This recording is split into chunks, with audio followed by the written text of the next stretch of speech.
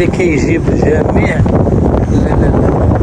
العادمه ديال بن سليمان كيدوزها هنا عبر واحد القناه اللي جاي من المدينه وجاي عبر هذا الواد هذا اللي هو واد الغبار. وهادشي كله اللي كتشوفوا قدامكم كيتسقى من المياه ديال الواد الحار، وهذا هو الانسلاج اللي كيتعطى للبهايم. ومازال غادي نزيدو لقدام وغادي نشوفوا اكثر من هذا الشيء الواد فين واصل. لان مشاهدي موطينس كيف ما كتشوفوا هذا هو الواد، هذوك هما سمعوا بومبات شي قدام الغاز. غتشوفوا الواد لان هذه المنطقه كلها نتوما كتسمعوا الصوت هذا في غادي.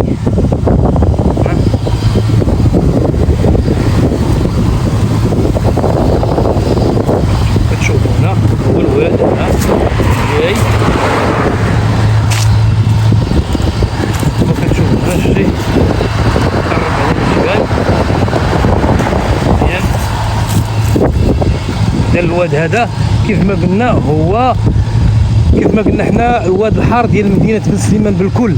كيهبط في هذا الواد الغبار هذا، وهاد المجموعه ديال الاراضي هنا كتسقى منه البطاطا، كتسقى منه مطيشه، كيتسقى منه الربيع، كيتسقى منه النعناع البحيرات، وكيتسقى منه اخطر ما قلنا هو لونسيلاج الذره. لونسيلاج هاد الذره هي اللي كياكلوا البهايم.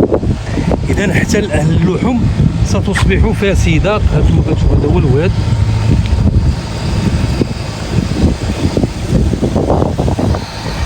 اذا هذا هو الواد كما كتشوفوا. هذوك الذرة ديال لونسيلاج هي اللي كتخاد منه، هي اللي كتصوب، وهي اللي كتعطى للبهايم. اذا هانتوما كتشوفوه. اذا الواد الحار ديال مدينه بن سليمان كله كيكون في هذا الواد ديال الغبار، كيمشي هذا الاتجاه هذا.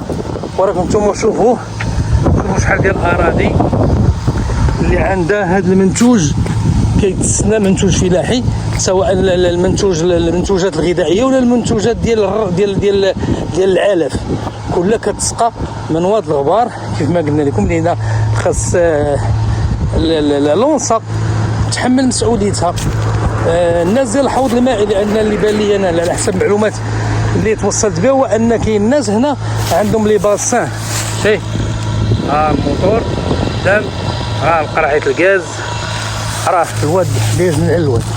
اذا خاص كما قلنا خاص الحوض المائي يتدخل، ناس ديال المياه والغابات ديال لونسا يتدخلوا، ونعاد نشوفوا هاد المسائل الصحيه واش ماشي صحيه، واش عادي انك تسقي البطاطا والمطيشه بالواد الحار، واش عادي انك دير لونسيلاج بالواد الحار، واش ما نطولش عليكم.